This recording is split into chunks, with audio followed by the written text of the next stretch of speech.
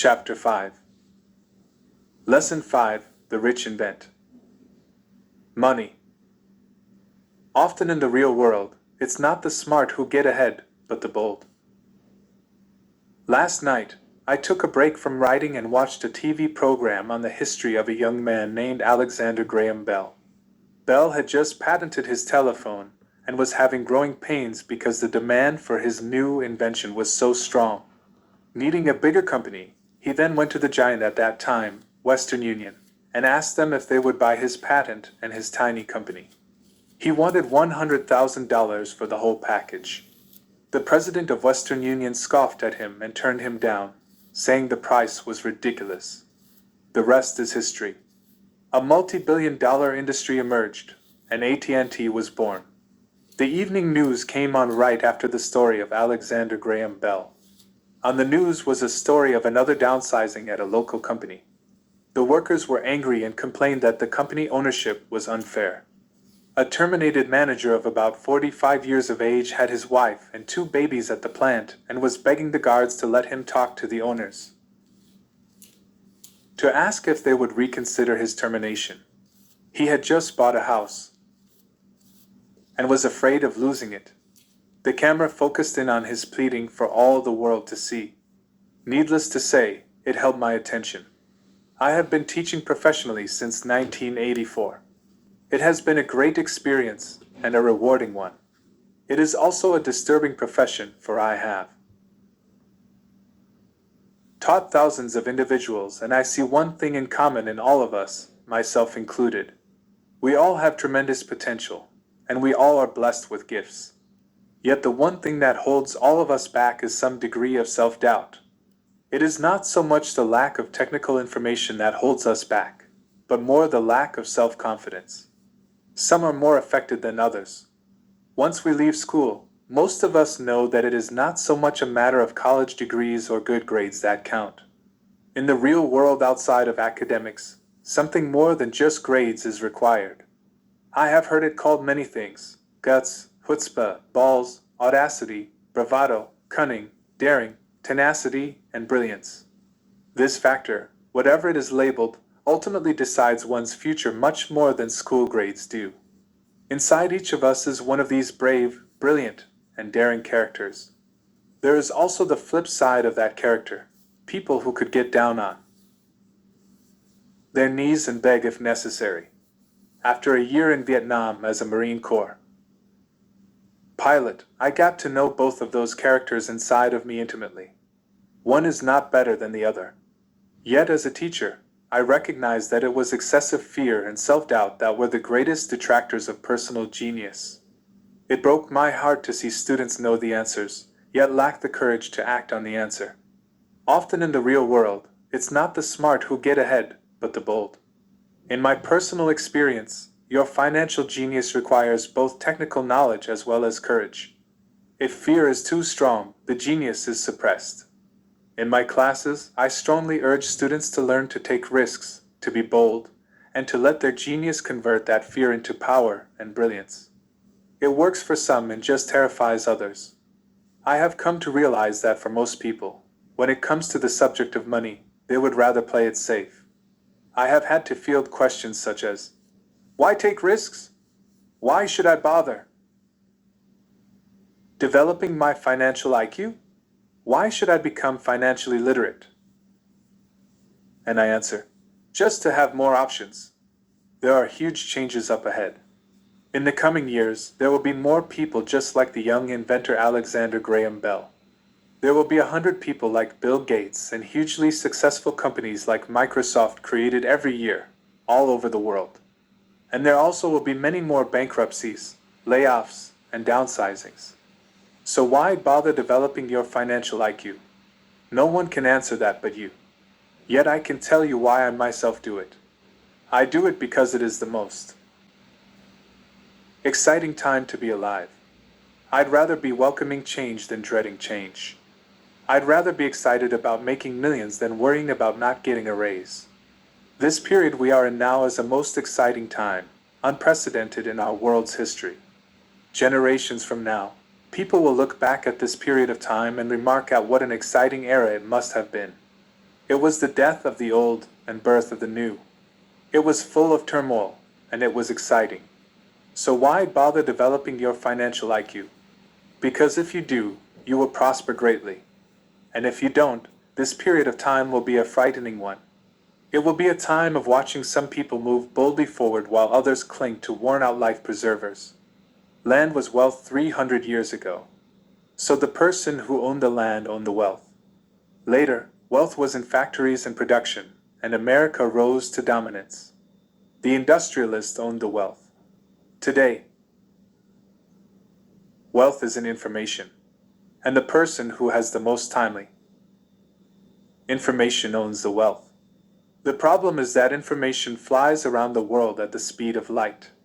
The new wealth cannot be contained by boundaries and borders as land and factories were. The changes will be faster and more dramatic. There will be a dramatic increase in the number of new multimillionaires. There also will be those who are left behind. I find so many people struggling today, often working harder, simply because they cling to old ideas. They want things to be the way they were, and they resist change. I know people who are losing their jobs or their houses, and they blame technology, or the economy, or their boss. Sadly, they fail to realize that they might be the problem. Old ideas are their biggest liability. It is a liability simply because they fail to realize that while that idea or way of doing something was an asset yesterday, yesterday is gone. One afternoon I was teaching how to invest using a board game I had invented, cash flow, as a teaching tool. A friend had brought someone along to attend the class. This friend of a friend was recently divorced, had been badly burned in the divorce settlement, and was now searching for some answers. Her friend thought the class might help. The game was designed to help people learn how money works. In playing the game, they learn about the interaction of the income statement with the balance sheet. They learn how cash flows between the two and how the road to wealth is through striving to increase your monthly cash flow from the asset column to the point that it exceeds your monthly expenses. Once you accomplish this, you are able to get out of the rat race and out onto the fast track. As I have said, some people hate the game, some love it, and others miss the point. This woman missed a valuable opportunity to learn something. In the opening round, she drew a doodad card with the boat on it. At first she was happy. "Oh, I've got a boat." Then, as her friend tried to explain how the numbers worked on her income statement and balance sheet, she got frustrated because she had never liked math. The rest of her table waited while her friend continued explaining the relationship between the income statement, balance sheet, and monthly cash flow. Suddenly, when she realized how the numbers worked, it dawned on her that her boat was eating her alive. Later on in the game, she was also downsized and had a child. It was a horrible game for her. After the class, her friend came by and told me that she was upset. She had come to the class to learn about investing and did not like the idea that it took so long to play a silly game. Her friend attempted to tell her to look within herself to see if the game reflected her in any way. With that suggestion, the woman demanded her money back. She said that the very idea that a game could be a reflection of her was ridiculous. Her money was promptly refunded, and she left. Since 1984, I have made millions simply by doing what the school system does not do. In school, most teachers lecture. I hated lectures as a student. I was soon bored, and my mind would drift. In 1984, I began teaching via games and simulations, and I still rely on these tools today. I always encourage adult students to look at games as reflecting back to them what they know and what they need to learn. Most importantly, games reflect behavior. They are instant feedback systems. Instead of the teacher lecturing you, the game is giving you a personalized lecture, one that is custom-made just for you. The friend of the woman who left later called to give me an update. She said her friend was fine and had calmed down. In her cooling-off period, she could see some slight relationship between the game and her life. Although she and her husband did not own a boat, they did own everything else imaginable. She was angry after their divorce. both because he had run off with a younger woman and because, after 20 years of marriage, they had accumulated little in the way of assets. There was virtually nothing for them to split. Their 20 years of married life had been incredible fun, but all they had accumulated was a ton of doodads. Games reflect behavior. They are instant feedback systems. She realized that her anger at doing the numbers, the income statement and balance sheet, came from her embarrassment about not understanding them. She had believed that finances were the man's job. She maintained the house and did the entertaining, and he handled the finances. She was now quite certain that in the last 5 years of their marriage, he had hidden money from her. She was angry at herself for not being more aware of where the money was going, as well as for not knowing about the other woman. Just like a board game, the world is always providing us with instant feedback. We could learn a lot if we tuned in more. One day not long ago, I complained to my wife that the cleaners must have shrunk my pants. My wife gently smiled and poked me in the stomach to inform me that the pants had not shrunk. Something else had expanded me. The cash flow game was designed to give every player personal feedback. Its purpose is to give you options. If you draw the boat card and it puts you into debt, the question is, now what can you do? How many different financial options can you come up with? That is the purpose of the game, to teach players to think and create new and various financial options. Thousands of people throughout the world have played this game. The players who get out of the rat race the quickest are the people who understand numbers and have creative financial minds. They recognize different financial options. Rich people are often creative and take calculated risks. People who take the longest are people who are not familiar with numbers and often do not understand the power of investing. Some people playing cash flow gain lots of money in the game, but they don't know what to do with it. Even though they have money, everyone else seems to be getting ahead of them. And that is true in real life. There are a lot of people who have a lot of money and do not get ahead financially.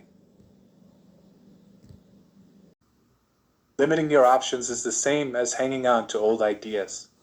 I have a friend from high school who now works at 3 jobs.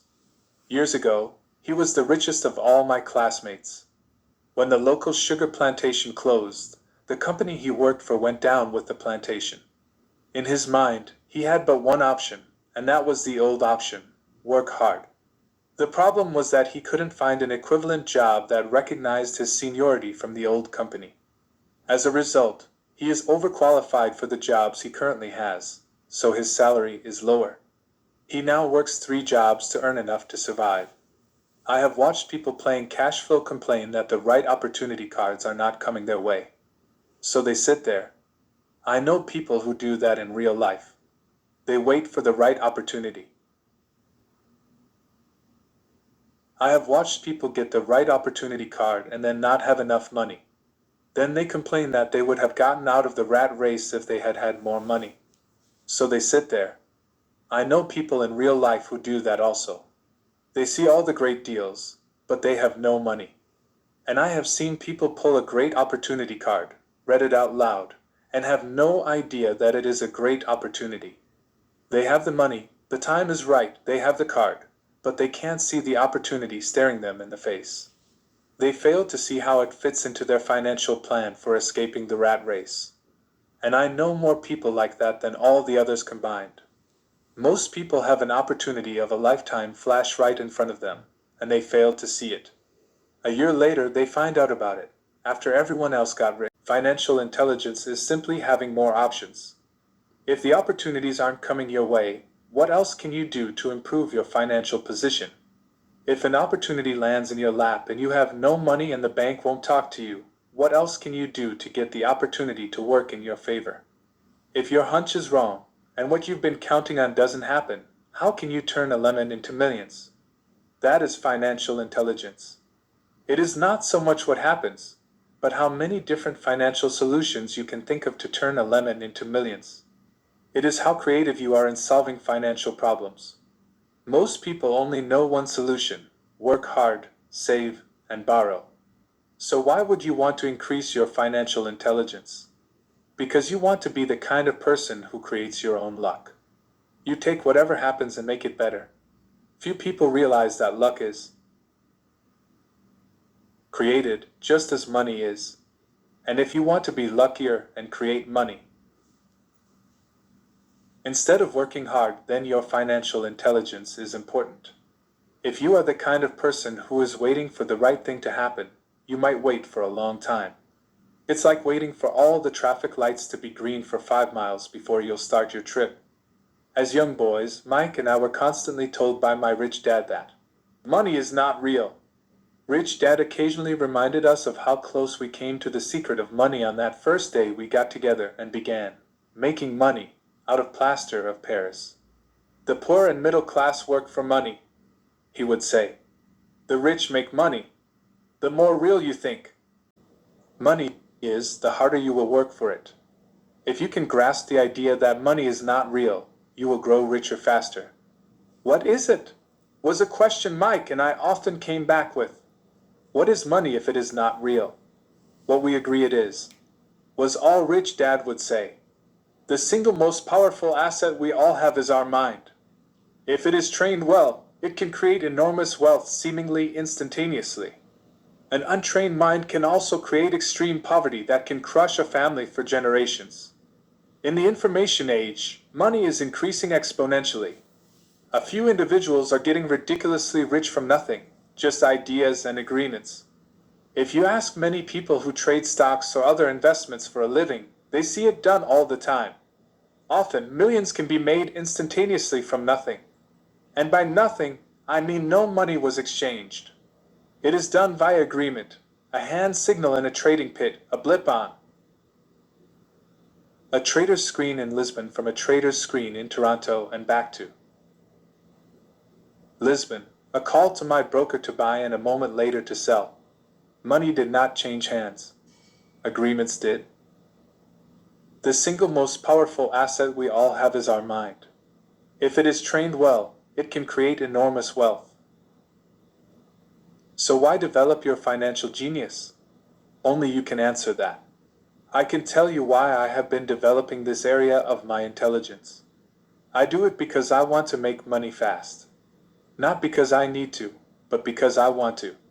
It is a fascinating learning process. I develop my financial IQ because I want to participate in the fastest game and biggest game in the world. And in my own small way, I would like to be part of this unprecedented evolution of humanity, the era where humans work purely with their minds and not with their bodies. Besides, it is where the action is. It is what is happening. It's hip. It's scary. And it's fun. That is why I invest in my financial intelligence, developing the most powerful asset I have. I want to be with people moving boldly forward. I do not want to be with those left behind. I will give you a simple example of creating money. In the early 1990s, the economy of Phoenix, Arizona, was horrible. I was watching a TV show when a financial planner came on and began forecasting doom and gloom. His advice was to save money. Put $100 away every month, he said. In 40 years you will be a multimillionaire. Well, putting money away every month is a sound idea. It is one option, the option most people subscribe to. The problem is this: it blinds the person to what is really going on. It causes them to miss major opportunities for much more significant growth of their money. The world is passing them by. As I said, the economy was terrible at that time. For investors, this is the perfect market condition. A chunk of my money was in the stock market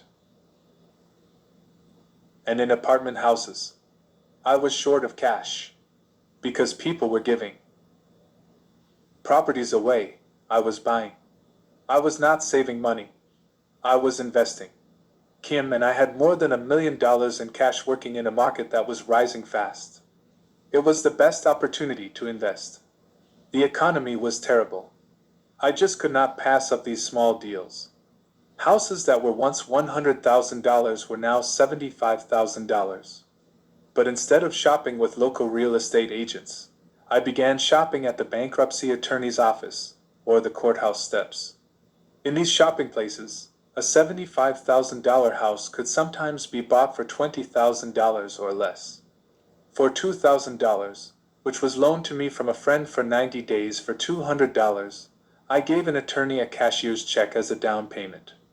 While the acquisition was being processed, I ran an ad advertising a $75,000 house for only $60,000 and no money down. The phone rang hard and heavy. Prospective buyers were screened, and once the property was legally mine, all the prospective buyers were allowed to look at the house. It was a feeding frenzy. The house sold in a few minutes. I asked for a $2,500 processing fee, which they gladly handed over, and the escrow and title company took over from there. I returned the $2,000 to my friend with an additional $200. He was happy, the home buyer was happy, the attorney was happy, and I was happy. I had sold a house for $60,000 that cost me $20,000. The $40,000 was created from money in my asset column in the form of a promissory note from the buyer. Total working time, 5 hours. So now that you are on your way to becoming more financially literate and skilled at reading numbers, I will show you why this is an example of money being invented. During this depressed market, Kim and I were able to do 6 of these simple transactions in our spare time. While the bulk of our money was in larger properties and the stock market, we were able to create more than $190,000 in assets, notes at 10% interest, in those 6 buy, create, and sell transactions. That comes to approximately $19,000 a year income, much of it sheltered through our private corporation. Much of that $19,000 a year goes to pay for our company cars, gas, trips, insurance, dinners with clients, and other things. By the time the government gets a chance to tax that income, it's been spent on legally allowed pre-tax expenses. This was a simple example of how money is invented, created, and protected using financial intelligence. Ask yourself, how long would it take to save $190,000? Would the bank pay you 10% interest on your money? And the promissory note is good for 30 years. I hope they never pay me the $190,000. I have to pay a tax if they pay me the principal, and besides, $19,000 paid over 30 years is a little over $500,000 in income. I have people ask what happens if the person doesn't pay. That does happen, and it's good news. That $60,000 home could be taken back and resold for $70,000, and another $2,500 collected as a loan processing fee. It would still be a zero-down transaction in the mind of the new buyer, and the process would go on. The first time I sold the house, I paid back the $2,000, so technically, I have no money in the transaction. My return on investment ROI is infinity. It's an example of no money making a lot of money. In the second transaction, when resold, I would have put $2,000 in my pocket and re-extended the loan to 30 years. What would my ROI be if I got paid money to make money? I do not know, but it sure beats saving $100 a month, which actually starts out as $150 because it's after-tax income for 40 years earning low interest.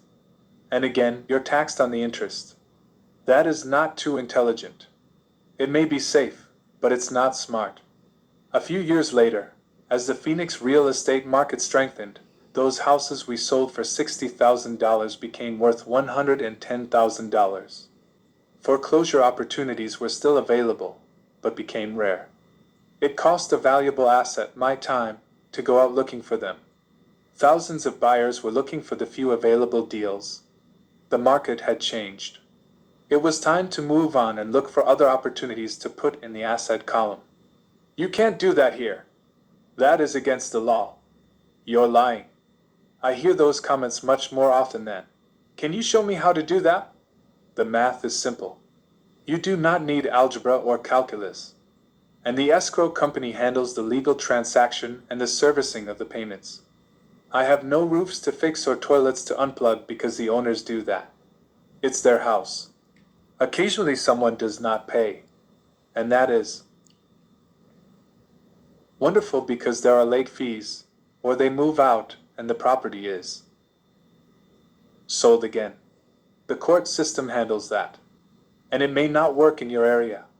The market conditions may be different, but the example illustrates how a simple financial process can create hundreds of thousands of dollars with little money and low risk. It is an example of money being only an agreement. Anyone with a high school education can do it. Yet most people won't. Most people listen to the standard advice of work hard and save money. For about 30 hours of work, approximately $190,000 was created in the asset column, and no taxes were paid. Which one sounds harder to you? 1. Work hard. Pay 50% in taxes. Save what is left. Your savings then earn 5%, which is also taxed. Or 2. Take the time to develop your financial intelligence, harness the power of your brain and the asset column. If you use option number 1, be sure to factor in how much time it takes you to save $190,000. Time is one of your greatest assets. Now you may understand why I silently shake my head when I hear parents say, "My child is doing well in school and receiving a good education." It may be good, but is it adequate? I know the above investment strategy is a small one. It is used to illustrate how small can grow into big. Again, my success reflects the importance of a strong financial foundation, which starts with a strong financial education. I have said it before, but it's worth repeating. Financial intelligence is made up of these four main technical skills. 1. Accounting. Accounting is financial literacy, or the ability to read numbers. This is a vital skill if you want to build businesses or investments. 2. Investing. Investing is the science of money making money. 3. Understanding markets. Understanding markets is the science of supply and demand. Alexander Graham Bell gave the market what it wanted. So did Bill Gates. A $75,000 house offered for $60,000 that cost $20,000 was also the result of seizing an opportunity created by the market. Somebody was buying, and someone was selling. 4. The law. The law is the awareness of accounting corporate, state, and federal regulations. I recommend playing by the rules. It is this basic foundation, or the combination of these skills, that is needed to be successful in the pursuit of wealth, whether it be through the buying of small homes, apartment buildings, companies, stocks, bonds, precious metals, baseball cards, or the like. A few years later, the real estate market rebounded and everyone else was getting in. The stock market was booming, and everyone was getting in. The US economy was getting back on its feet. I began selling and was now traveling to Peru, Norway, Malaysia, and the Philippines. The investment landscape had changed. We were no longer buying real estate. Now I just watched the values climb inside the asset column and will probably begin selling. I suspect that some of those 6 little house deals will sell and the $40,000 note will be converted to cash. I need to call my accountant to be prepared for cash and seek ways to shelter it. The point I would like to make is that investments come and go. The market goes up and comes down. Economies improve and crash. The world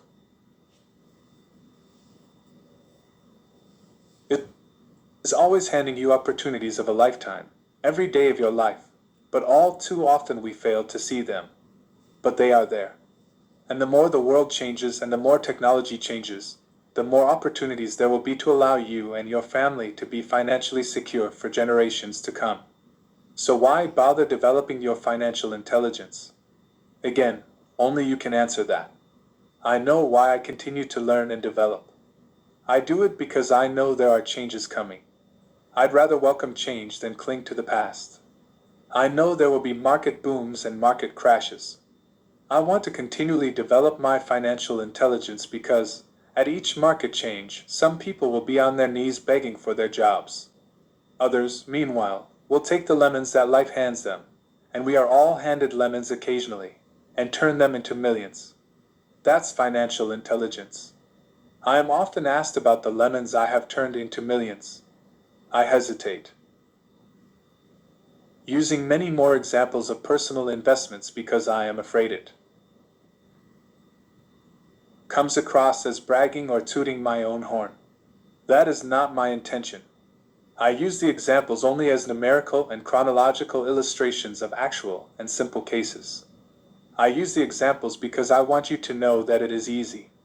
And the more familiar you become with the 4 pillars of financial intelligence, the easier it becomes. Personally, I use 2 main vehicles to achieve financial growth: real estate and small cap stocks. I use real estate as my foundation. Day in and day out, my properties provide cash flow and occasional spurts of growth in value. The small cap stocks are used for fast growth. I do not recommend anything that I do. The examples are just that, examples. If the opportunity is too complex and I do not understand the investment, I don't do it. Simple math and common sense are all you need to do well financially. There are 5 reasons for using examples. 1. To inspire people to learn more. 2. To let people know it is easy if the foundation is strong. 3. To show that anyone can achieve great wealth. 4. To show that there are millions of ways to achieve your goals. 5. To show that it's not rocket science. In 1989, I used to jog through a lovely neighborhood in Portland, Oregon. It was a suburb that had little gingerbread houses. They were small and cute. I almost expected to see Little Red Riding Hood skipping down the sidewalk on her way to Granny's. There were "for sale" signs everywhere. The timber market was terrible, the stock market had just crashed, and the economy was depressed. On one street, I noticed a for sale sign that was up longer than most. It looked old. Jogging past it one day, I ran into the owner, who looked troubled. "What are you asking for your house?" I asked. The owner turned and smiled weakly. "Make me an offer," he said. "It's been for sale for over a year. Nobody even comes by anymore to look at it." "I'll look," I said. And I bought the house a half hour later for $20,000 less than his asking price. It was a cute little 2-bedroom home, with gingerbread trim on all the windows. It was light blue with gray accents, and had been built in 1930. Inside there was a beautiful rock fireplace, as well as 2 tiny bedrooms. It was a perfect rental house. I gave the owner $5,000 down for a $45,000 house that was really worth $65,000, except that no one wanted to buy it. The owner moved out in a week, happy to be free, and my first tenant moved in, a local college professor. After the mortgage, expenses, and management fees were paid, I put a little less than $40 in my pocket at the end of each month. Hardly exciting. A year later, the depressed Oregon real estate market had begun to pick up. California investors, flush with money from their still booming real estate market, were moving north and buying up Oregon and Washington. I sold that little house for $95,000 to a young couple from California who thought it was a bargain. My capital gains of approximately $40,000 were placed into a 1031 tax-deferred exchange, and I went shopping for a place to put my money. In about a month, I found a 12-unit apartment house right next to the Intel plant in Beaverton, Oregon. The owners lived in Germany, had no idea what the place was worth, and again, just wanted to get out of it. I offered $275,000 for a $450,000 building. They agreed to $300,000.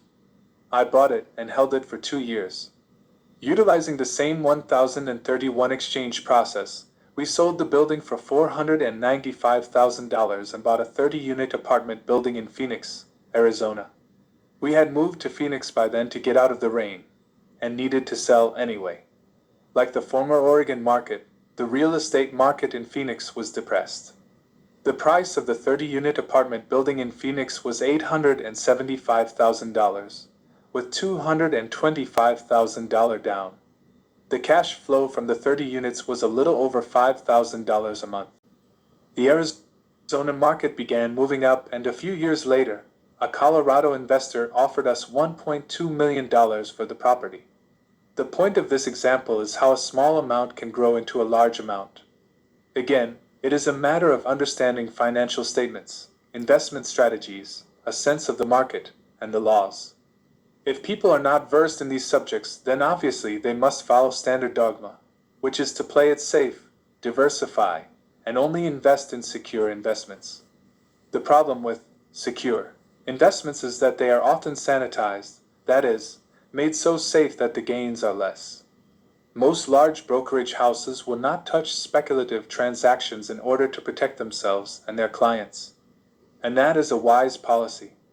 The really hot deals are not offered to people who are novices. Often, the best deals that make the rich even richer are reserved for those who understand the game. It is technically illegal to offer speculative deals to someone who is considered not sophisticated, but of course it happens. The more sophisticated I get, the more opportunities come my way. Another case for developing your financial intelligence over a lifetime is simply that more opportunities are presented to you. And the greater your financial intelligence, the easier it is to tell whether a deal is good. It's your intelligence that can spot a bad deal, or make a bad deal good. The more I learn, and there is a lot to learn, the more money I make simply because I gain experience and wisdom as the years go on. I have friends who are playing it safe, working hard at their profession, and failing to gain financial wisdom, which does take time to develop. My overall philosophy is to plant seeds inside my asset column. That is my formula. I start small and plant seeds.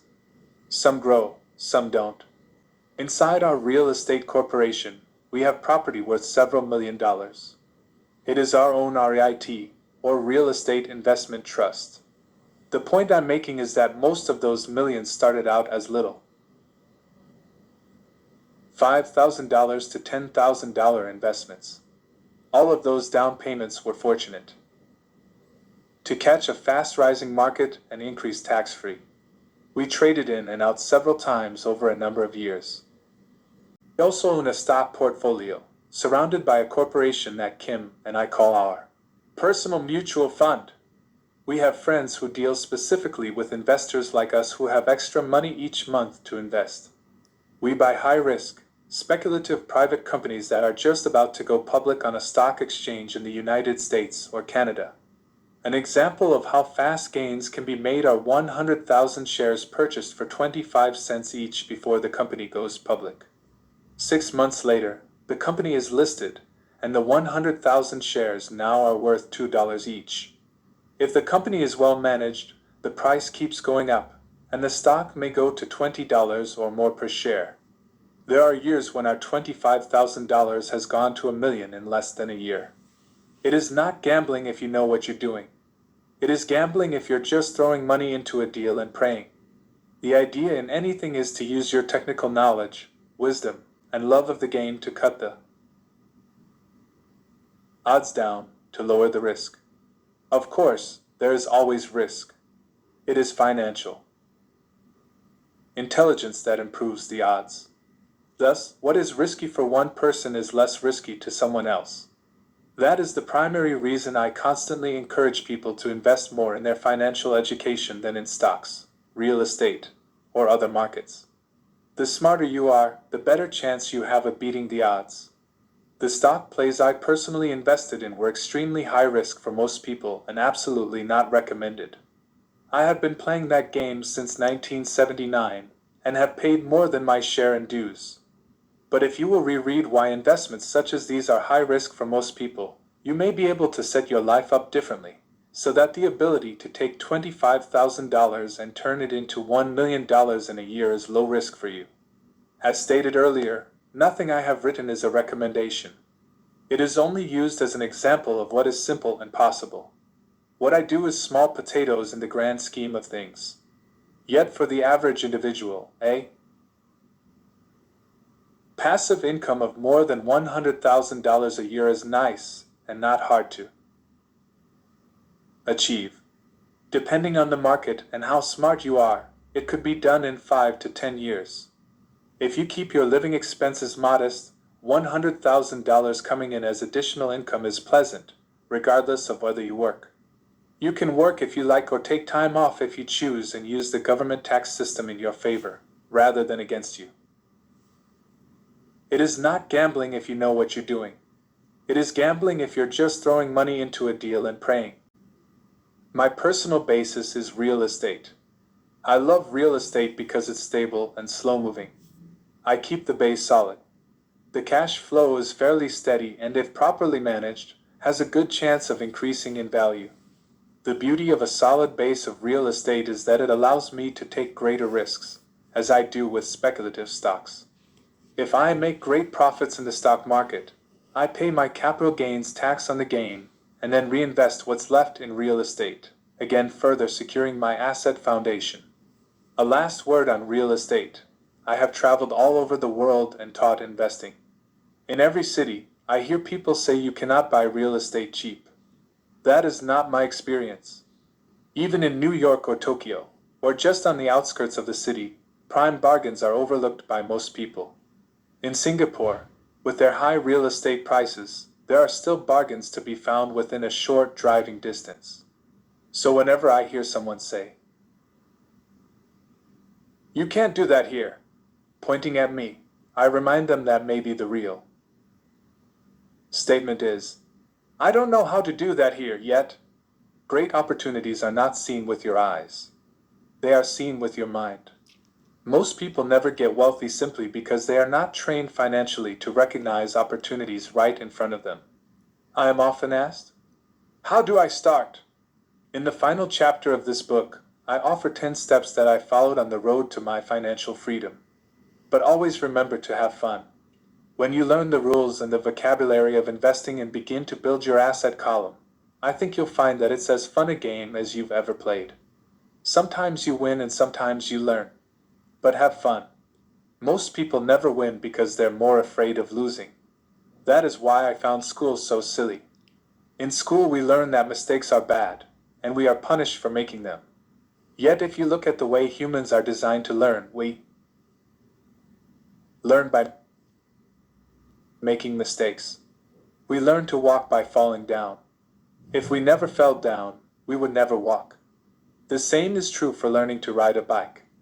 I still have scars on my knees, but today I can ride a bike without thinking. The same is true for getting rich. Unfortunately, the main reason most people are not rich is because they are terrified of losing. Winners are not afraid of losing, but losers are. Failure is part of the process of success. People who avoid failure also avoid success. Great opportunities are not seen with your eyes. They are seen with your mind. I look at money much like my game of tennis. I play hard, make mistakes, correct, make more mistakes, correct, and get better. If I lose the game, I reach across the net, shake my opponent's hand, smile, and say, "See you next Saturday." There are 2 kinds of investors. 1. The first and most common type is a person who buys a packaged investment. They call a retail outlet, such as a real estate company, a stockbroker, or a financial planner, and they buy something. It could be a mutual fund, a REIT, a stock, or a bond. It is a clean and simple way of investing. An analogy would be a shopper who goes to a computer store and buys a computer right off the shelf. 2. The second type is an investor who creates investments. This investor usually assembles a deal in the same way a person who buys components builds a computer. I do not know the first thing about putting components of a computer together, but I do know how to put pieces of opportunities together, or know people who know how. It is this second type of investor who is the more professional investor. Sometimes it may take years for all the pieces to come together, and sometimes they never do. It's this second type of investor that my rich dad encouraged me to be. It is important to learn how to put the pieces together, because that is where the huge wins reside, and sometimes some huge losses if the tide goes against you. If you want to be the second type of investor, you need to develop three main skills. 1. Find an opportunity that everyone else missed. You see with your mind what others miss with their eyes. For example, a friend bought this rundown old house. It was spooky to look at. Everyone wondered why he bought it. What he saw that we did not was that the house came with 4 extra empty lots. He discovered that after going to the title company. After buying the house, he tore the house down and sold the 5 lots to a builder for 3 times what he paid for the entire package. He made $75,000 for 2 months of work. It's not a lot of money, but it sure beats minimum wage. And it's not technically difficult. 2. Raise money. The average person only goes to the bank. This second type of investor needs to know how to raise capital, and there are many ways that don't require a bank. To get started, I learned how to buy houses without a bank. It was the learned skill of raising money, more than the houses themselves, that was priceless. All too often I hear people say, "The bank won't lend me money," or "I don't have the money to buy it." If you want to be a Type 2 investor, you need to learn how to do that which stops most people. In other words, a majority of people let their lack of money stop them from making a deal. If you can avoid that obstacle, you will be millions ahead of those who don't learn those skills. There have been many times I have bought a house, a stock, or an apartment building without a penny in the bank. I once bought an apartment house for $1.2 million. I did what is called tying it up with a written contract between seller and buyer. I then raised the $100,000 deposit, which bought me 90 days to raise the rest of the money. Why did I do it? Simply because I knew it was worth $2 million. I never raised the money. Instead, the person who put up the $100,000 gave me $50,000 for finding the deal, took over my position, and I walked away. Total working time, 3 days. Again, it's what you know more than what you buy. Investing is not buying. It's more a case of knowing. 3. Organize smart people.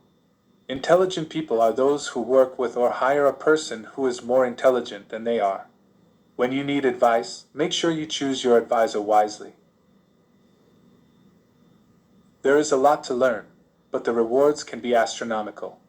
If you do not want to learn those skills, then being a Type 1 investor is highly recommended. It is what you know that is your greatest wealth. It is what you do not know that is your greatest risk. There is always risk, so learn to manage risk instead of avoiding it.